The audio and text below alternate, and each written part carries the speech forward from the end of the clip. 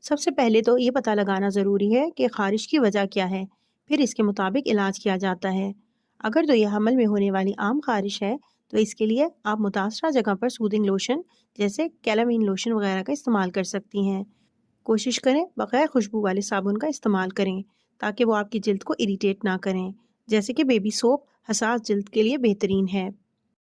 اگر خارش کی وجہ جلد کی انفیکشن یا الرجی ہے تو آپ کی گائنیکالوجسٹ آپ کو جلد کے ڈاکٹر کے پاس ریفر کر سکتی ہیں، جو اس کا بہتر طور پر علاج کر سکتے ہیں۔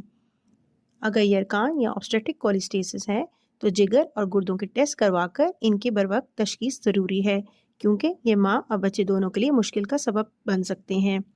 اس لیے اگر آپ کو پریگنینسی میں خارش ہے تو کبھی بھی گھر بیٹھ کر اس کا علاج نہ کریں اور اپنے گائنیکالوجسٹ سے رجوع کریں تاکہ خارش کی جو بھی وجہ ہے اس کو ٹائملی آئیڈینٹیفائی کر کے اس کا بروقت علاج کیا جا سکے۔